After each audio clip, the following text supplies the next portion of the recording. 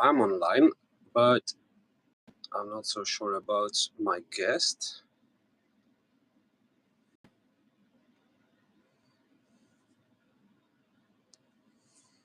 Let's try this again.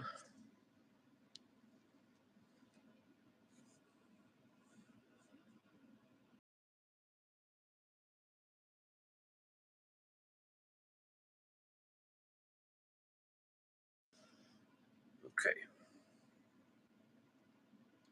I've sent him a link. Let's wait a little bit.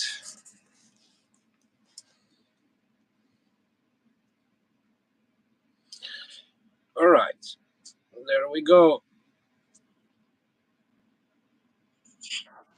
Hey, hello. Doing good? Yes, and yourself? Yeah, a little burnt out from the whole day, but now I'm good. I recovered some energy, but I'm glad Well, to see you. good. That's great. Good to Yeah. have you here. I think we have one person watching so far, but Mhm. probably some people will come and join us a bit later, I hope. Mhm. So, hello to whoever's gonna watch us live. Hi there, and whoever's gonna watch the replay later. Um, Also, cheers. Can't show this on the stream which one it is. Um, so, David, um, given that we already know each other quite a lot, yeah, because we're related, distant relatives.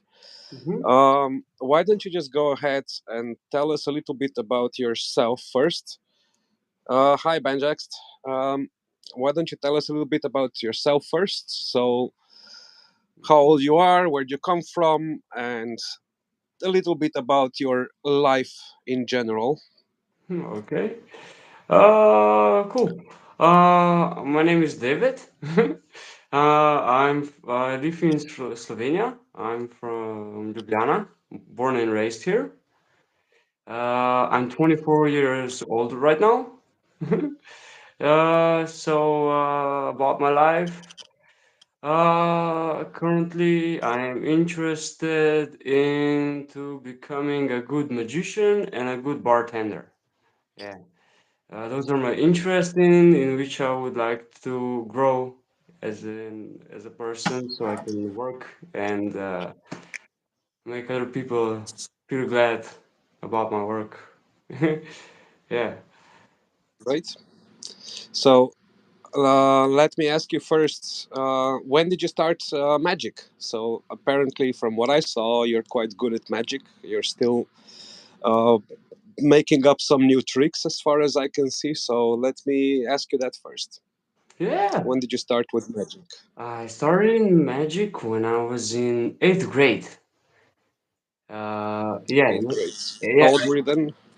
When you visited from London, when you actually came to visit us, you made a uh, good experience for me. If you remember, you got a little box of magic tricks, and you showed some. Yeah, you showed some magic tricks with a red handkerchief, if you remember. Yeah, that's the first trick I ever Oh saw. yeah, I think I remember. Yeah, the fake thumb and the handkerchief. Yeah, Yeah, okay. that's it. I Yeah. remember that now. Yeah.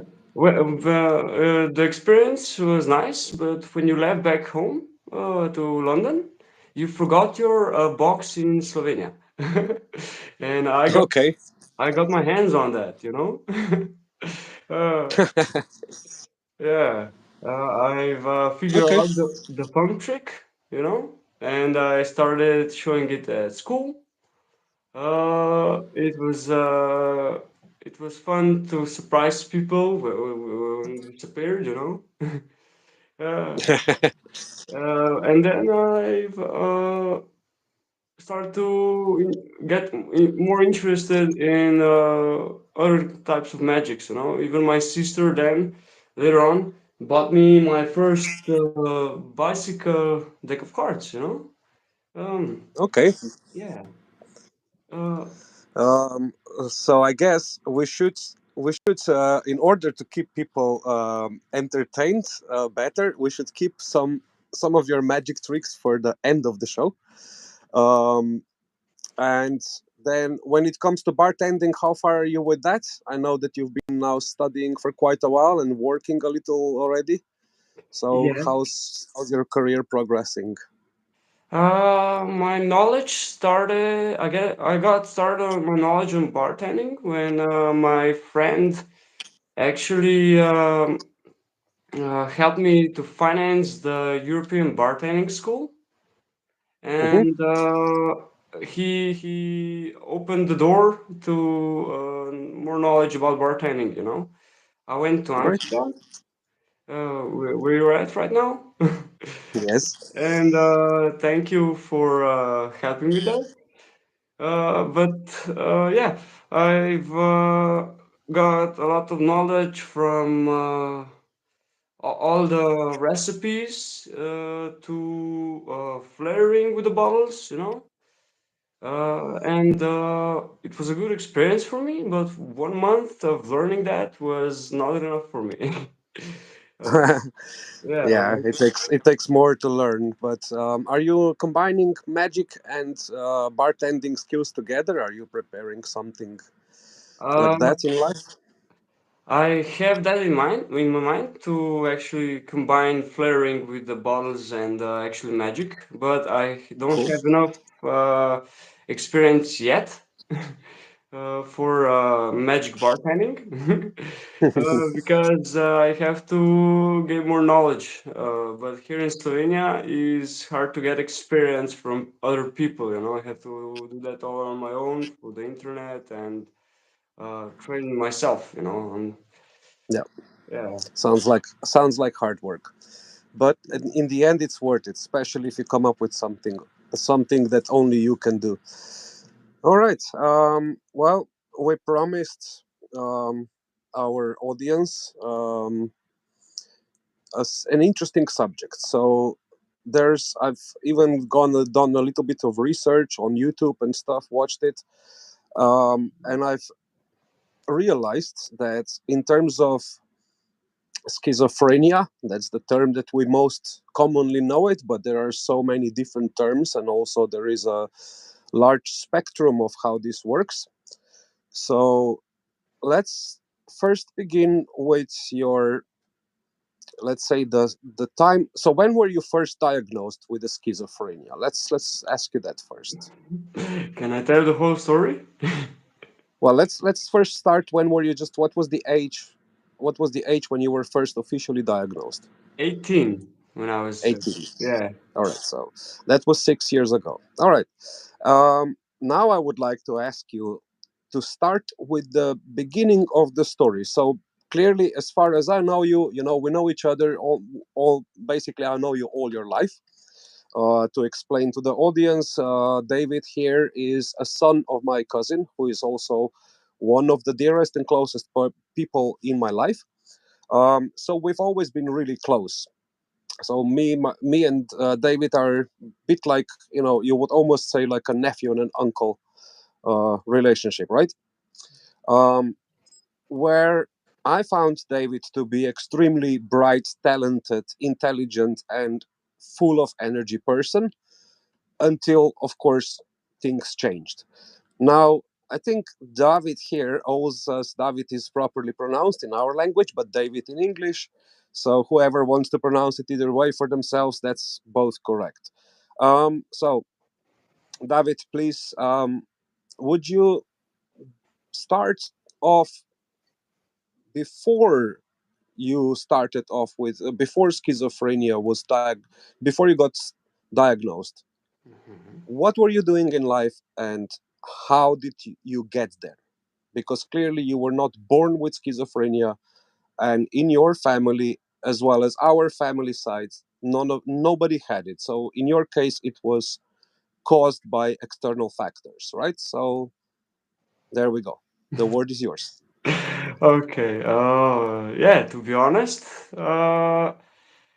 before I got diagnosed, yeah, external factors did actually make it happen. Yeah, my life choices also helped me to develop this symptom. You know, And yeah, I can tell you that when I was younger, I used to smoke pot. I used to go on parties. I didn't sleep much.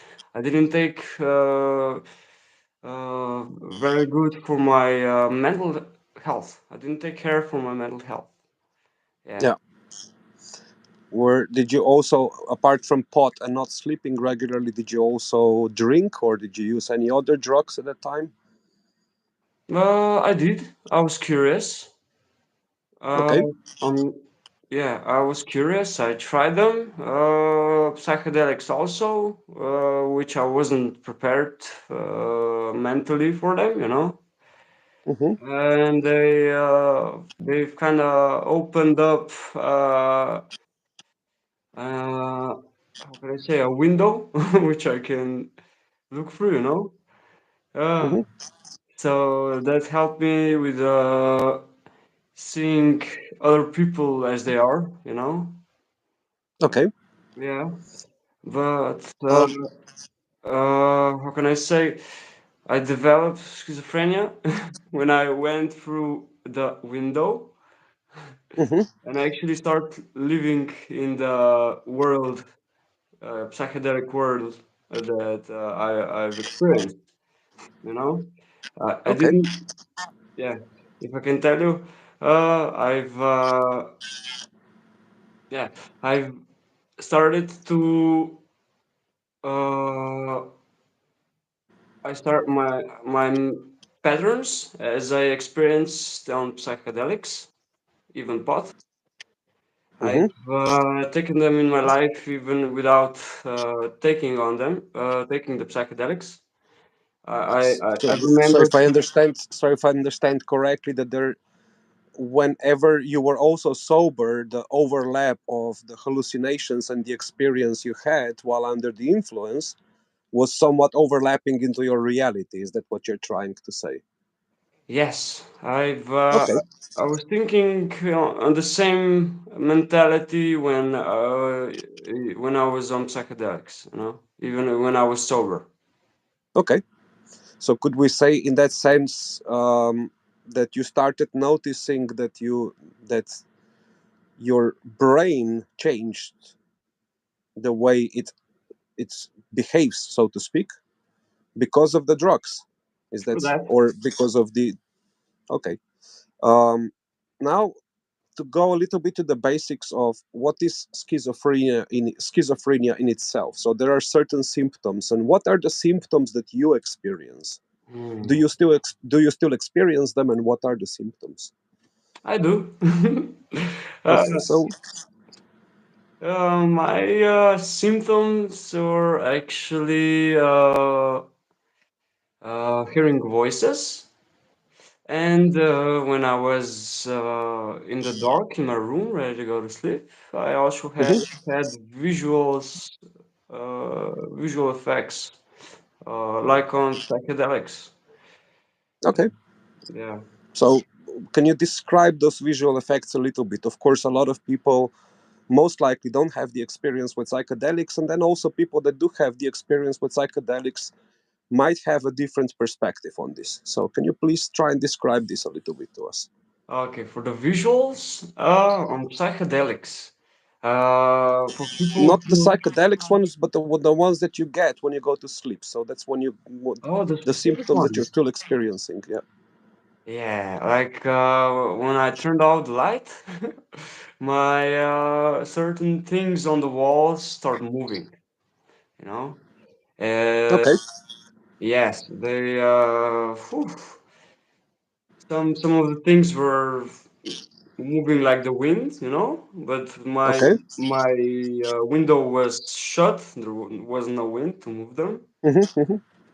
I also had a strong visuals of the seeing pictures of a face, you know. If had a Okay. poster, you know, of a Yeah. face, the the face had natural reactions as a human, you know, looking somewhere, talking, you know, Hmm. and that was And Did you also hear this face talking? Did you hear the voice of the face? I did. Okay. Interesting. Here Mm, we have a question. What triggers this? So when you have these days, clearly that you're not now. We need to explain to people now you're not using any drugs anymore, right? Other than medication for your symptoms, correct? that's the best thing for my mental health. Yeah. Yeah. So in terms of the triggers that you get these days, what does trigger your psychosis? Because in these cases, this is called a psychosis. So what triggers you? My triggers are okay, not getting enough sleep Hmm. and how can I say intense emotions that I get. Okay. I can't express them. If I ball them up, Yeah. they can Yes. express their selves in my world, which I'm living in. Interesting. So you would basically say that the better care you take for yourself, the more normal you feel, if I can say normal. Yeah, like maybe it's not the appropriate term, but as we know, even in psychiatric terms, 95% of people are actually not mentally healthy. The majority just don't know it. So that's, yeah, that's very good. Thanks also for the questions. This is really good questions as well. Now you said that you hear the voices. Very often I see, and I see, well, during my research I noticed that depending on situation and your emotional state, these voices will change in terms of the nature of what do they tell you, whether they're more positive or more negative. Is that the same experience for you? Yeah, actually, I can relate to that. Yeah. Oh, Okay. so when I'm angry and in stress, if I express myself in that feeling, you know, Hmm. that's the thing I'm gonna get right back at me. Yeah. Is- So Hilda here. Hi, Hilda. Good to see you after so many years, and thanks for subscribing. Thanks for being here. Um, so yeah, Hilda has a really good point. How everyone is schizophrenic or split, but where most people live this within. That is really true. It's a lot like it's a very internalized experience. So let's put this question out. Would people that look at you on a daily basis notice when you have a psychosis or not? Yeah, it depends on how you act in the physical world, you know? Yes.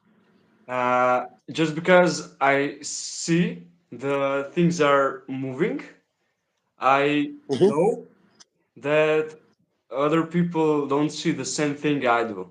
So I just Okay. stay cool, you know? And most people actually don't recognize me having those symptoms, actually. Yeah. They don't know that I'm schizophrenic unless that I'll be honest and tell them about it, you know? Hmm. Yeah. Okay. So there is another question. How do you come out of the psychosis? But I think you just explained it. It's about calming yourself down and controlling your breath, right? Yeah, it's not Good. very easy. Um, okay. Given that quite before you were hospitalized, because you were hospitalized a couple of times, correct? Twice, yes. Twice, yes. Before you were hospitalized, you probably had some issues. So, do you have a story that you can share with us? Whether it's funny, maybe it's a dark one.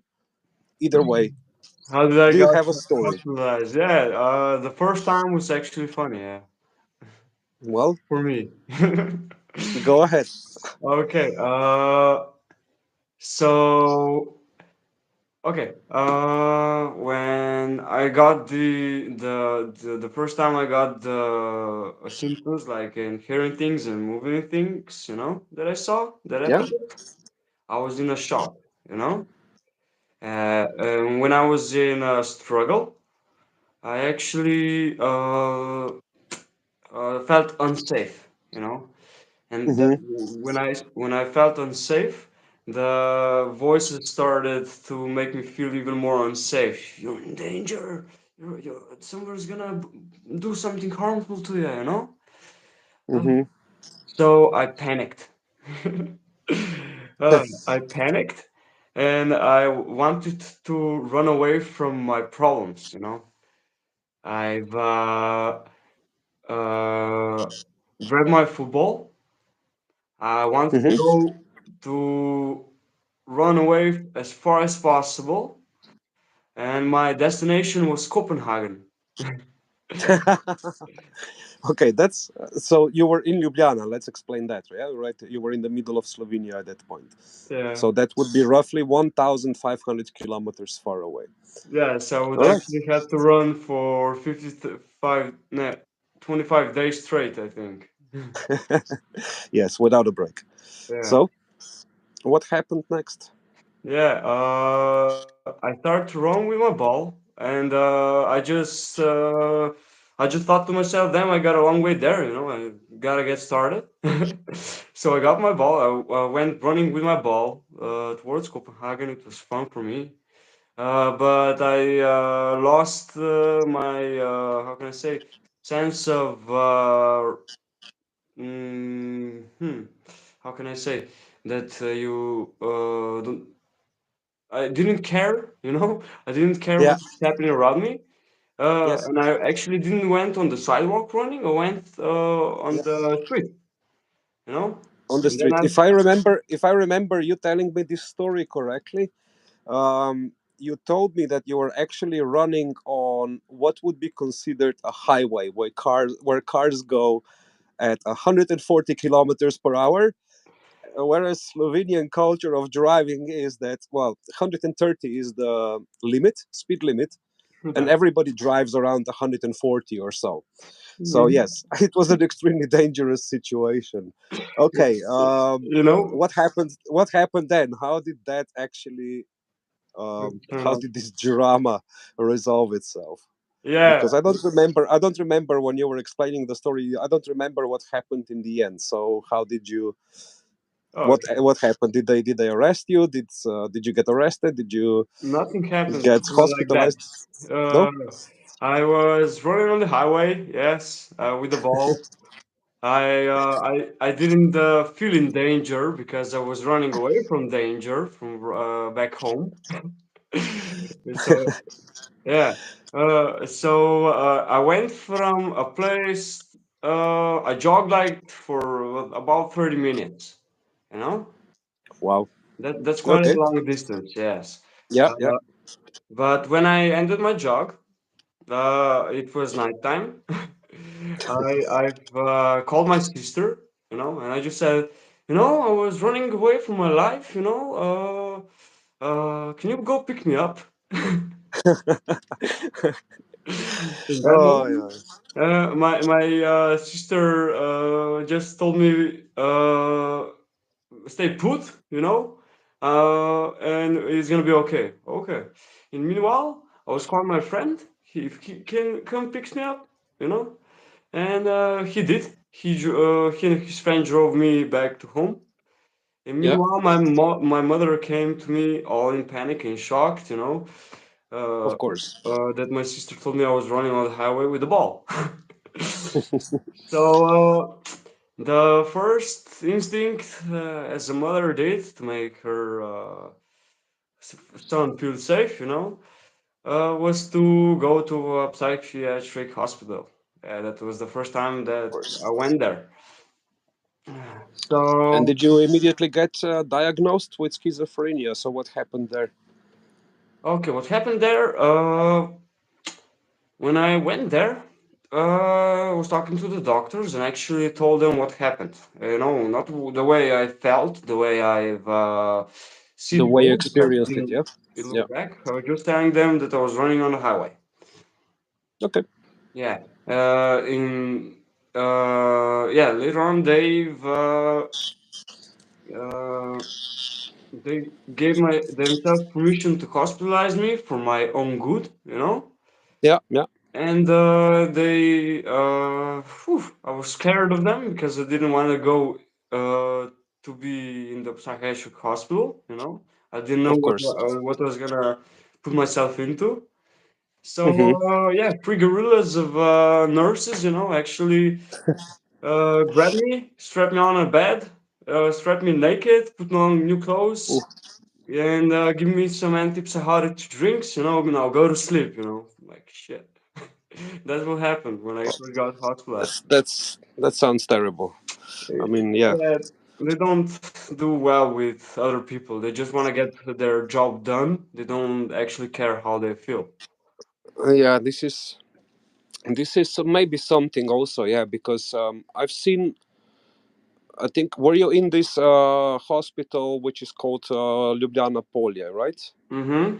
Or yeah, okay. So I've seen this hospital once, but so most of the time I've seen it from the outside, and only the patients that are seemingly quite okay and calm and normal were the ones that were allowed outside. Um, so we've only heard stories when I was a kid. Basically, I lived quite nearby, if you also remember. Mm-hmm. And then a friend of mine who had, I think, a psychosis due to a poisoned weed.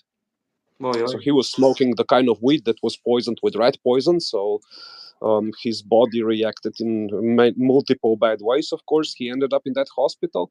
But we saw him in the part of the ward where people were able to walk around quite freely. However, for me, the sight of seeing him pretty much looking like an Ozzy Osbourne, with the hands in front of him, was already terrifying enough. So yeah, maybe Boy, boy. for my sake of my own curiosity, and it's probably, I hope um, it's not something painful or something like that, to maybe ask a bit more about your memories in the psychiatric hospital. What was going on there? How did they treat you? If you have something specific to share, I would be curious Hmm. to know how Yeah, was life inside. I can tell you my experience for sure, man. I trust you. No, I no. trust the people I here. honestly, I'm hearing this stuff. It's quite bad, basically. So, depending on how difficult it is for you to talk about it.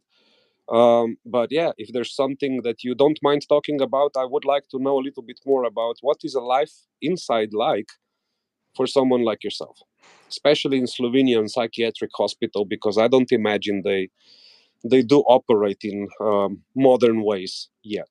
No, they don't. They can't because they're actually doing it in a massive way that for quantity, not quality, you know? Yeah, So yeah. they don't We have have to we have actually, to explain that this is a huge hospital with not enough of people working there, right? through that. Yeah. So go on. Yeah, like mostly people there don't have time to check how you're actually feeling, you know? So that was quite hard for me to accept, but I did. Hmm.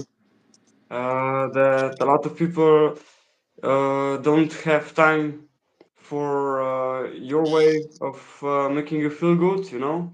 Their Yeah. job is to make you feel good, as in Hmm. giving you medication, getting you all drugged up so you don't harm yourself. Yeah. Yeah. That's their way of making you feel good, you know? Uh, yeah. Could you explain maybe some kind of? Can you elaborate a little bit on the kind of medicine you were given in there? Do you know any? Antipsychotics. So what's do? So what? Okay, depend. Maybe it's not so relevant to name them. To name them because there's so many generic. But how did they make you feel? Maybe describe how did they affect you mentally, and also how did they affect your mind and Uh, body? yeah, physically, they were really tiring, you know? Hmm. The way antipsychotics work, how can I say, uh, cut off your serotonin and dopamine receivers, Hmm.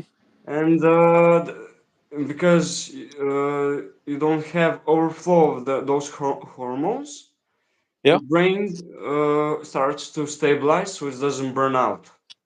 When it's burn Okay. out, Yeah. Hmm. you get the symptoms of schizophrenia. All right. The Yeah. way the antipsychotics work, if you're burnout and you reduce the hormones that you actually get from your feelings, you know, Hmm. or the stuff you take in, what you do, anything, it can uh, can make your hormones higher, you know, on the way you're Yes. feeling. So I felt very dead inside when my hormones actually reduced, flatlined, you know. Yeah. So I Yeah. imagine it goes well below something you would call your baseline. Mm-hmm. So like what is the calm what was a calm state for you before? So is does that make you even lower and heavier in a sense of how it feels? Is that correct how I understand? Yeah, it is. Yeah. You don't have a lot of emotions, you know. Your will to live, my will to live actually was kind of reduced. I was not depressed or anything, but I was really not happy. I was not happy, you know. Okay, I can probably relate to a state which I went through, which sounds a bit like depression, but it's not exactly like it. When it's more like a state of complete, um, You don't when you're dissociated from other people. You don't have yeah, energy to connect with them. yeah, You're dissociated with yourself because you can't feel the things normal people can feel to yeah, make you feel alive, you know. yeah, But also, I didn't have tolerance for the medicine, you know, and it really hmm, physically, it's physically they dehydrate you oh, and give you appetite. So you can get also bloated up because of the medicine. You know, in 3 months of time, I've yeah, gained 30 kilograms because of my oh my god, medicine. Yeah, from that's 26 kilos, yeah, from 62 kilos to 90. that's That was that's the shock terrible. also for the body. Did you have any like incidents with either personnel or other people in the hospital that you remember? Instance. Yeah, I did. Yeah. One time I was in the hospital, I wanted to go take a piss. So I didn't ask the personnel to if may I go to the bathroom. I just went there, and Mm-hmm. the personnel didn't ask me where was I going, why was I going. He actually just came at me, grabbed me on the chokehold, you know, Yeah, like, and then asked me, "What are you doing?" Like, it was not humane, you know. yeah. I think here they're also just saying here that the psychiatric system is downright criminal. Uh, thanks God, I never had personal experience with that, but I've heard quite a few terrible stories coming from people who were there either just maybe sometimes for a few weeks, sometimes for longer. So, how long did you stay in there on both of the occasions? How long was it? The first time it was about a month. I really wanted to go out. I did not listen to the doctors. I was just on my mind. It was let me out, let me out, let me out. And the doctor Hmm. said, "Okay, I can let you out, but you're gonna come in back." You know, in 1 year, I was actually back in the hospital. Yeah, Okay. it's And then the second time, how long were you? What, yeah. The second time I was there for 3 months. 3 months? Oh, Yeah, 1 month in the closed part when you don't have any connection to the outside world. For a month, I oh. was there.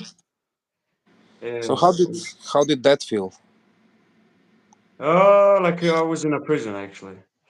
You know, I couldn't talk to anybody. I couldn't get a cell phone to get any connection to other people. You know, that I live, all that I experienced in there was four walls and people of yeah, a room full of people that were kind of freaked out as I was, and also it was kind of depressing the vibe, you know. But I was there for a month, and Did then for the did next did it one, did after that month anything feel like better because they kept you like this for a month, or how did you feel like when this month was over? you know, when I was over. Yeah. when the month was over, when I could actually go to the half closed part, there are Hmm. three stages. Yeah. In the second stage of the psychiatric hospital, you get some some things like going out for some time. I don't know, half an hour or something like that. Like a schedule or routine. Yes. Yeah. But let's say my question was more like How was that feeling? keeping someone with your condition closed inside the four walls, like you said, isolated from the rest of the world, sharing space and life only with other people with serious mental health conditions. In their eyes, that they must have done something that they see that it helped you. What do you think about that? Did that month staying closed and locked like that help you at all, or did it make things worse? Okay, in their eyes, Yeah. it helped me. The keeping me close was the way to keep me safe, so I don't Yeah. do anything harmful for myself. If Okay, I that's lost touch perfectly understandable, but a whole month? the whole month because they didn't have the capacity, because there was a lot of patients in the hospital. They don't have the Yes. capacity to actually uh, put you in the More other part. progressive units. Yeah. Yeah, and that's not. And also, they will, yeah, on based on their decision. Hmm. If when they decide that you look uh, safe for yourself, Yeah. you, they will let you out of the closed part of the. And then I assume that at least, well, at least probably for the duration of those 3 months, you spent on drugs that they gave you the whole time. Yeah. Okay. And now you still take do you still take medication now? As in Yes, I do. you do. Um, Is it like a regular medication that you have to take, or is it only on occasion when you need it? so to be honest, Yeah. I've used to take medication regularly, Yes. but then I couldn't do normal things in life people I can actually do. I was when I was down so much, I couldn't go out and actually uh, hang out with my friends. I didn't have the Hmm. energy Yeah. to live like a normal person. So Okay.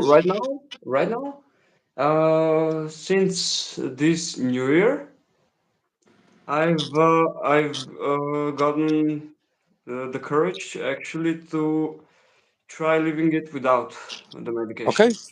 So that's now almost 4 weeks. How has this been for you? How were the last 4 weeks for you? Uh, very good, actually. I feel amazing. Okay. I get- Did you have any psychotic sessions? Yes, I did in my room, Okay. but I didn't panic. Very good. I've learned from my past experience that Hmm. these are hallucinations and only a feeling inside me. Yeah. No one in the outside world will actually hurt me. Hmm. In last situation that I had a strong visuals when I turned on the light, I did not panic and I calmed myself down by distracting myself with the TV show on my phone. Okay. So I So could go. sounds like you found some ways to actually manage your emotional overload in those situations. Yes, I did. But Well, Hilda also left us a really good comment, which I pinned before. She said, focusing on breath and self forgiveness works for me and everyone who has ever tried it.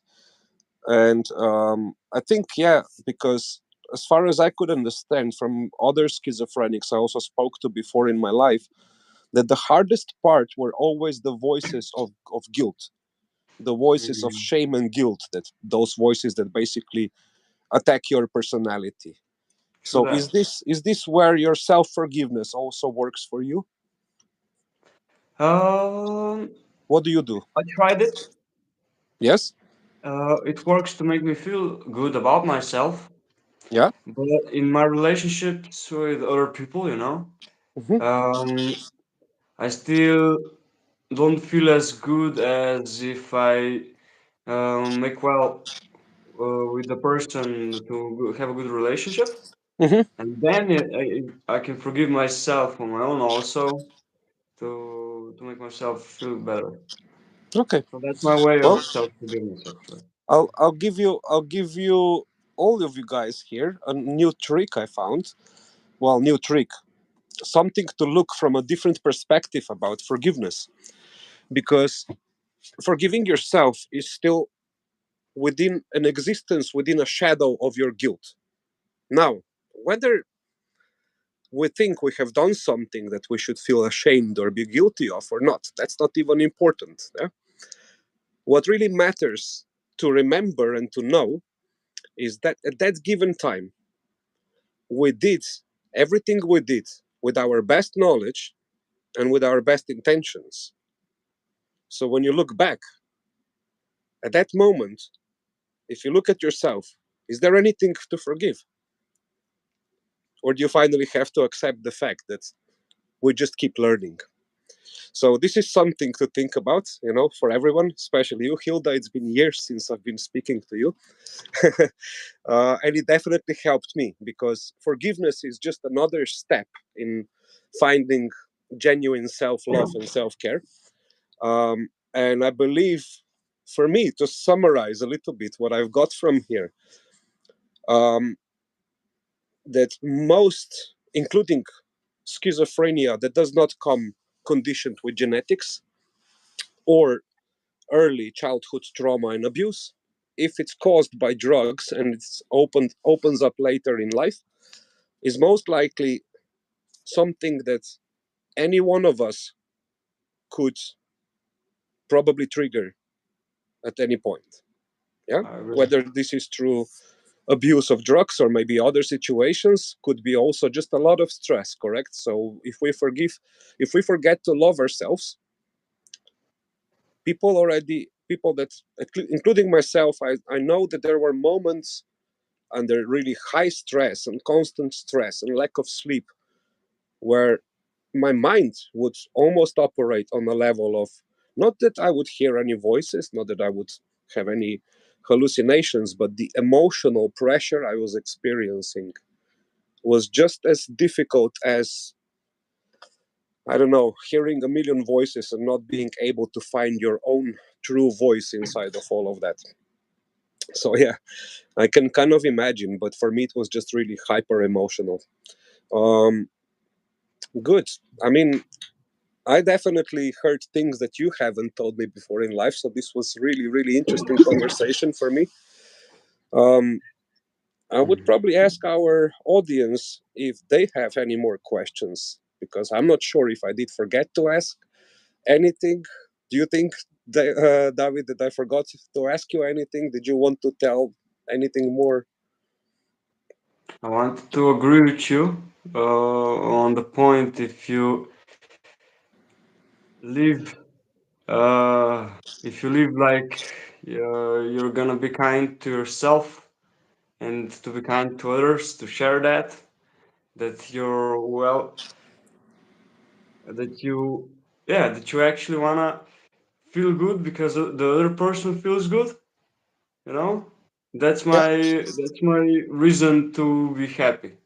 So that's how I know I can be a good person. Well, we can I we can, can also begin with ourselves, yeah, because as long as we can be good to ourselves, it's going to be a lot easier to be good to others as well.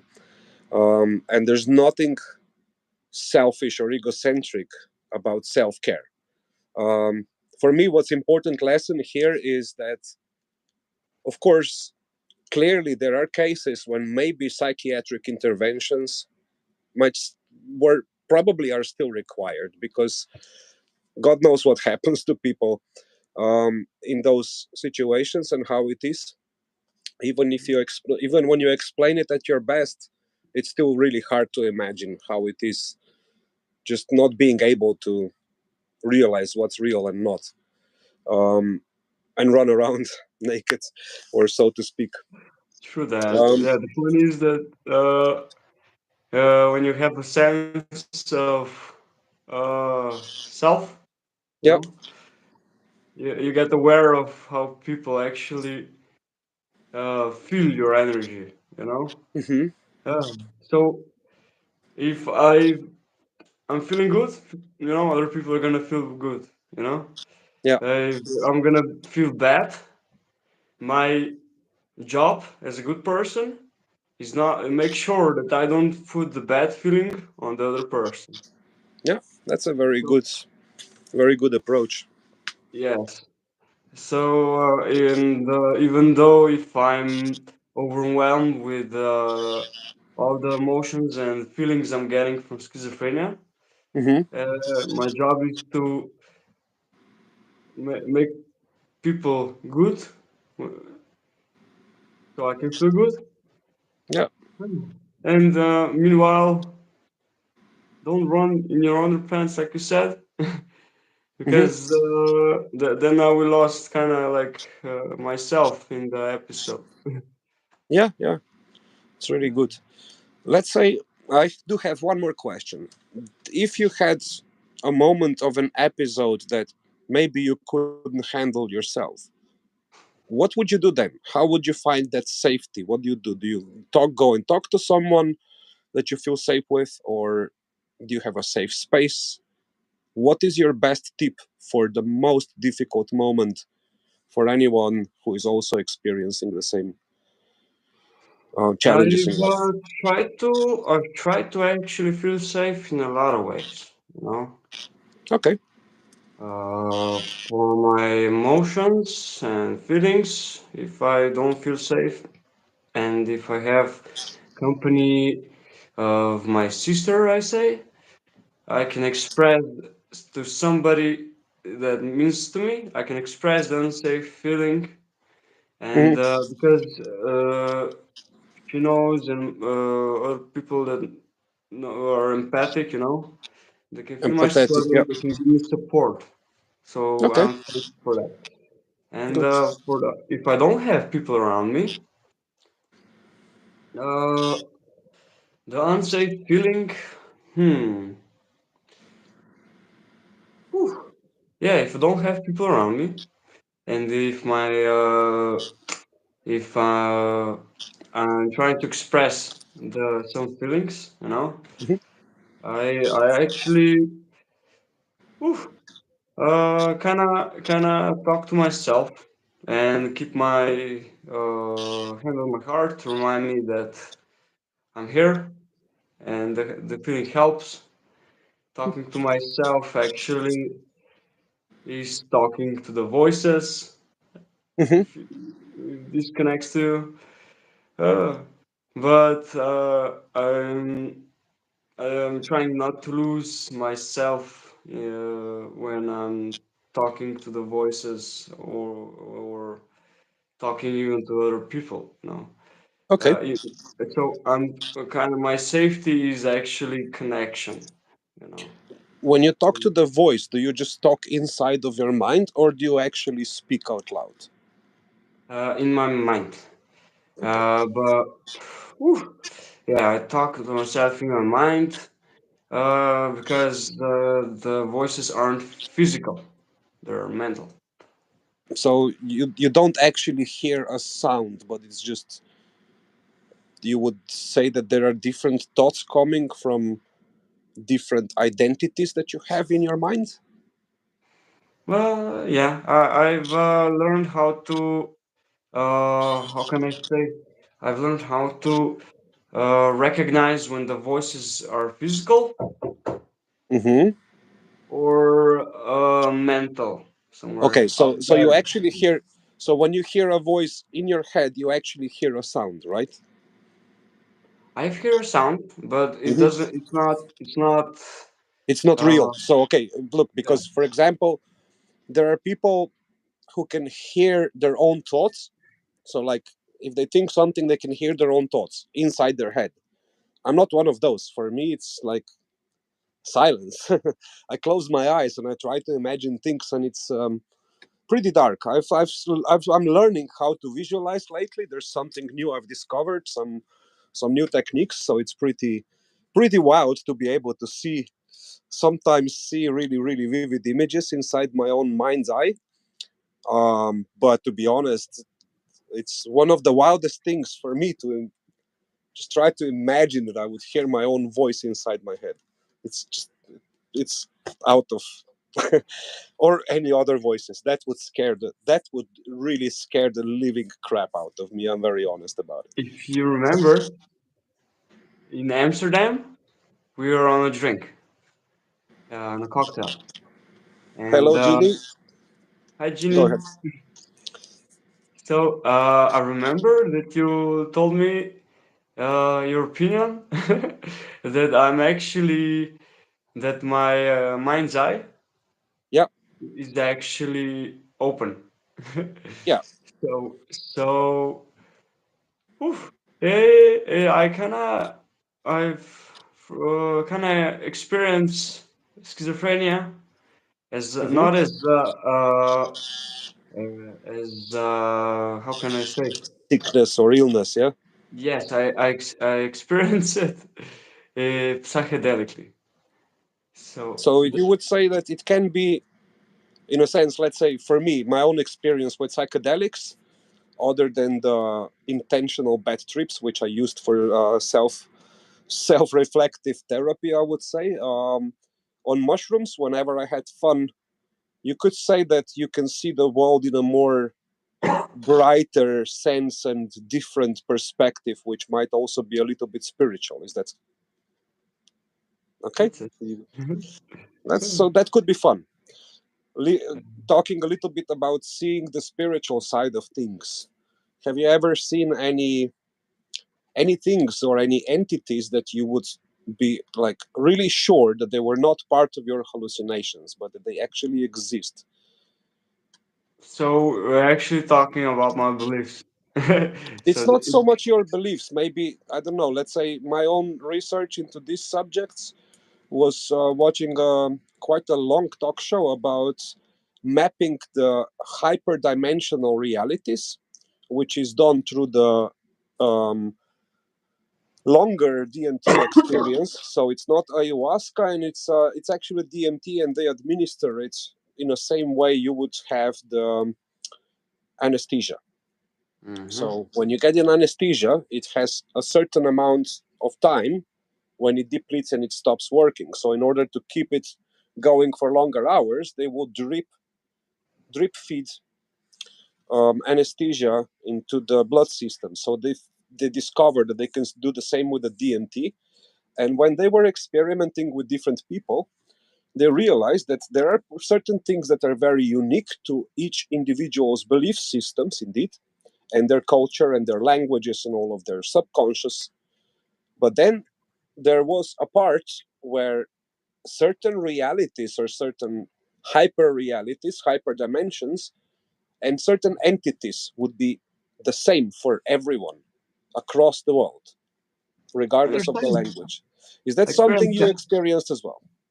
Yes, I Can did, you but say? I didn't took any shrooms. Meanwhile, I didn't take any psychedelics to experience that. Oh, Oh, hold on. the Let me just stop you there. So, Ginny, welcome to the channel. I really am so glad that you bumped into us. Personally, my channel is really aimed to speak very honestly about loads of different subjects, but clearly because I've been through a lot, it's more or less talking about mental health because this is still a very big taboo theme among a lot of people, especially when it comes to schizophrenia and psychosis and all of these kind of more difficult, more challenging and I'm so glad that you're here because clearly me and David were discussing, and please do take some time to watch the replay later as well. We were discussing also what helps. Hilda here, Hmm. who's also on the chat with us, has similar experience where we basically concluded how important it is for every person, not just whether you have mental health issues or not, but it's really to incorporate self care and self love in your daily life, as opposed to psychiatric drugs and medicine and a lot of outdated and very archaic methods of trying to heal. And then also, it's not so much the healing in itself. There is no peak. You don't go to the top of the mountain and say, I'm here now, it's now the job's done. Healing is an eternal journey. So, Hmm. putting that out of the way, Ginny, I'm so happy to have you with us, and I hope you will stay with the channel. I do sometimes do the well. I do live often myself. I will try to bring some other guests as well, talking about different subjects. So it should be interesting. But I'm really happy that maybe we can share some ideas and some insights that would help you and your son as well. Um, I have a mainly, opinion. mainly also from the perspective of realizing that not everything in itself has to be defined as a problem and a suffering. Try to find ways how to make the best out of it and how to live a good quality life with what you've got. So I think this is the important lesson here today. Is that right, David? It is. May I share also Please. something with Genie to help him? Yeah, yeah. That's why we're here. Okay. So, for one thing, for son, if he's having a hard time, uh, just try to make him feel safe, knowing that you are there for him. It will help him to calm him down, and in his reality, the things he's experienced will also calm down within him. So, if you're trying to understand him, make sure to make him feel safe and try to be open and honest about what you're asking him to understand what he's going through, what he's hearing or feeling, better of saying. And when he gives you the feedback, just accept it. You know, it's your son. He's opened up to you, and try not to overly protect him. Like just accept him, give him hope. Thank you for expressing that. You know, I'm here for you, and that's the feeling that it will make him feel better. For the other stuff, like what he's experiencing, we can also talk about that if we actually have the time. And Well, I think the best thing to do, because for the purpose of this, I've also, as per the request of two of the kids that are already on my Discord, we do have the Discord. So there's a small community growing there, and it's exclusively meant for people like this to be able to connect after these live streams, to be able to connect with each other and then talk and then share experiences, maybe help, which is probably the best thing, because when people have first-hand experience, is really good to share. But that's not so important. Personally, what I found really touching here, what you said, is for every parent to accept their children really the way they are, in a sense, like whenever it comes to expressions of what they experience, to allow them to just tell us everything and tell us what they actually just want to tell us, to not also push them. Yeah. So I tell my son, tell me everything that you want to say, but you don't have to tell me. Yeah. So that's also one important thing. And what I really heard you say here more importantly, no, not to be a protective parent. And I love what you said here, because I think most of us parents, I'm a parent myself, Ginny, I'm a parent of 4 kids, and when we become overly protective, we get scared, we start, we panic. And if you look at the small kids, when they fall on the floor, when they fall on the ground, if we react with fear and pain, the kids look at us and then they copy our reaction. They don't start crying because they're hurt. They start crying because they heard us react and they feel us react. So, Mhm. in order for a child like that with schizophrenic challenges in life, I won't say it issues because it's not an illness, it's just being different, experiencing life in a very different perspective and with different filters, um, can be challenging, but only because we're constantly trying to put them into a framework of everyone else who considers themselves normal. True Where that. this every single one of us just needs to be first. Accepted. We need to feel safe and be accepted for who we are, and then given an opportunity to explore what else can we do better than that. Yes, so True that. it's really good, David. I mean, it's very touching what you said. I mean, I literally had a small tear in my eye. It wasn't just something dropping. um, yeah, indeed. I know that for David, it's the English language is not so fluent as mine, so he's speaking today, and articulation is really excellent. I must say to everyone, Thanks. because we normally only speak in Slovenian language, so I'm not used to hearing him in English, and it's really good. Um, so really, I'm not sure if I wanted to ask anything more. Um, we kind of strayed off the subject before because I think giving a little bit attention to Ginny was way more important. True Um, that. so No, no more about it. yeah, Ginny, just for your information, because most of the people on the stream are already either on the Discord or they will know how to find me um, through David as well. Mhm. There is a link when you click on my YouTube profile. There are 3 links. A couple of them is to my websites and another YouTube video, and there is another one if you do use the Signal app, which basically is just for me to be able to filter out any of the potential spammers and unwanted people so they don't just join directly Discord.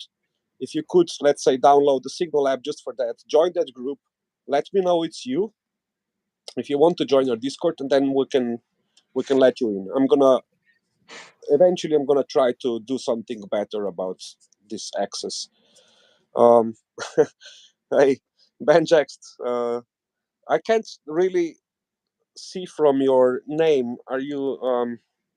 You know, are you a male or a female? But I assume you're one of the brothers, and it's not never bad for us to admit that we can cry. Yeah. Yeah, it's just the things we can express ourselves, and when you have the right people that don't judge us about who we are, what we're expressing, when you feel accepted, it's a nice feeling that you can express any emotion.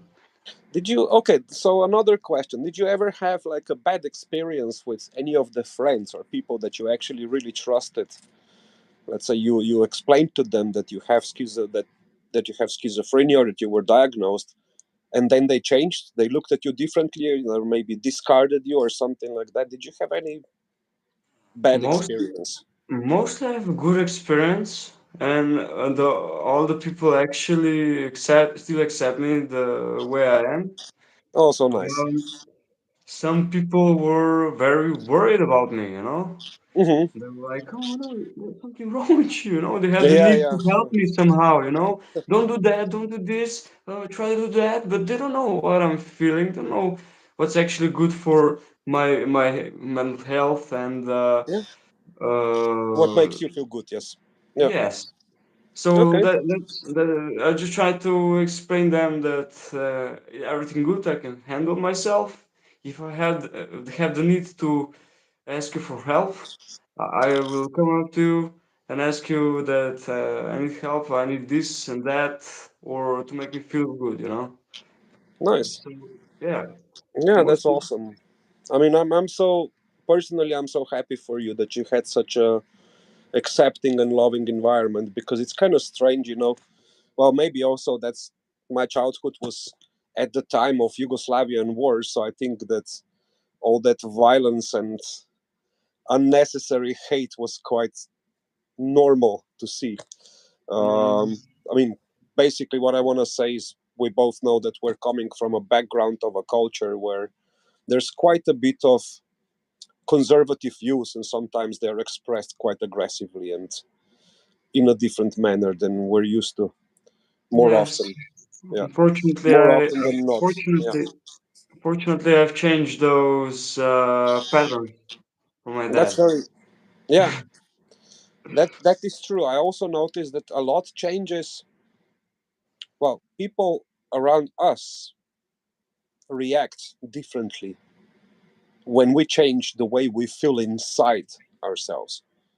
So I didn't change the way I look, but something definitely changed the way I look at people, and they don't react at me different that way anymore. So I find it, I find them less intense.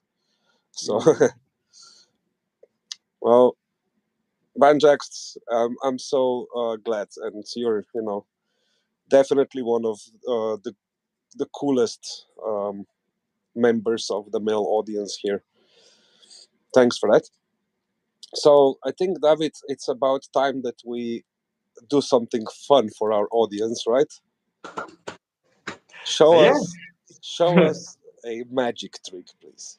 Okay. Okay. Um, I'm And while you do, gonna show you. cheers to I'm gonna everyone. I'm show gonna have a you drink. two magic tricks. Okay. Go ahead. Yeah. Let me just stand up so everybody can see.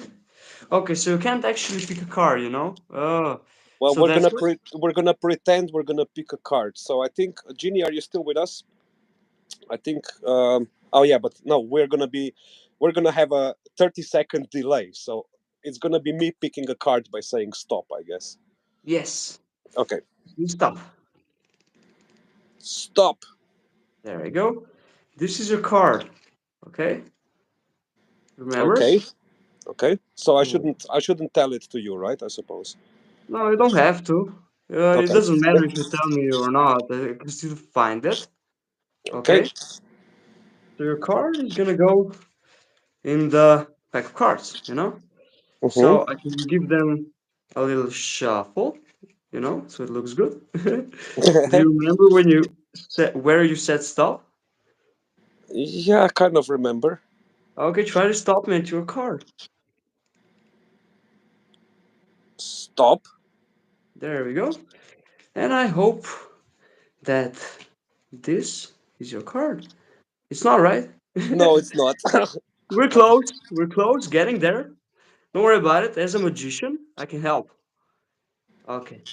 So I'm gonna take the nine hearts. Give me a check. Oh, Into the nine of diamonds. that Ah, was a nice one. yeah, it is. Okay. Ah, so I can also do a lot of other tricks with the nine of diamonds if it's okay with you. So we don't have to pick another card, or do you wish to pick a card? Well, I guess with your tricks, it doesn't really matter which card we pick, as far as I know. Through that. But yeah, let's pick another card. Okay. Uh, okay. We can go like this. Stop me anywhere. Stop. Okay, remember your card. Cool. Okay, that's a nice Oh, one. yeah, it is. So, as a magician, I have to find your card, right? Mm-hmm. Oh, cool. I'll try to snap my fingers, and it's not your card, right? No, Cool. Okay. Can you snap your fingers to call your card on top? You picked it, right? Yeah, there we go. And it comes on top of the deck. Don't worry about it. Uh, so we can try this again. Yeah. Okay. We're gonna put your card inside. Okay. Mm-hmm. There you go. You can snap your fingers, and it's not your card again. No, you Why not? lost it again. Yes, I did, but actually I didn't. You know why? Why?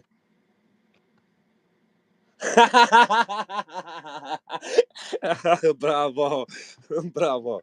That was actually a really nice one. I mean, um, you got me. You got me on that one. That's for sure. Well, I Yeah. think. I think this definitely concludes for myself. At least I can say was the best live stream I've had so far. There were definitely good ones before. Um, and yeah, I must say for the first talk show, I could have not have I could have not imagined a better guest than you, David. It was brilliant. Thank you so much. Thank Um, you. just to tell everyone as well, the idea to do this was not well. The idea to have talk shows was definitely on my plate before, but the idea to do this specific interview and dive into these subjects that we did today was particularly David's here. So, everyone, please give him a huge round of applause for courageous, brave, and such a nice insight into how it is to live with a mental health issue such as schizophrenia, and actually that it feels being just like each and every one of us, to be honest with you, just maybe a bit more audio visually amplified.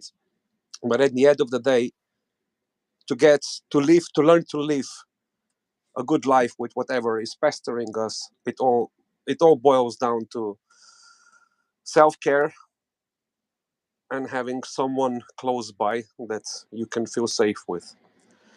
And it's really magical. It's really magical lessons. Um, David Banjax is asking, do you have your own YouTube channel? No, I do not. Well, Uh, I guess we are gonna say you should. yeah, we can talk about schizophrenia. We can talk about cards or bartending. I I think could you make should. that. I think you should probably try to do and share your journey with regards to bartending, magic, and everything that you've learned from life. Like similar that I think YouTube would be a lot better off with people who don't just share stuff how to make money and how to bitch about conspiracy theories and all other stuff that's not important. You could I teach how to personally live. like I personally like the fact that lately it's actually giving people like us quite a good boost. So small channels are getting a lot more exposure. Real life stories, mental health stories, and debates are getting more out in the open. So it's really good. Plus, the talents that you have, you're still keeping it to a circle of friends that is too small. So True. I think every single one of us here today wants to see you on your YouTube channel doing the shorts because they bring a lot of traffic real quick. And yeah, we're gonna I'm gonna send an army of my whole audience to go and support you, so you immediately get 100 followers. Thank you, man. Uh, Anytime. Thank you for being on my channel again. Thank you for being such a great person. And I think maybe one or another day we're gonna do another show together. Gladly. Good. Gladly. Thanks so much again. Thanks everyone for watching. If you haven't subscribed already, I'm gonna be just like any other YouTuber. Subscribe. Press the like button. Share the video, please, once it's available for the replay. And have a good time and a good weekend. Love you all.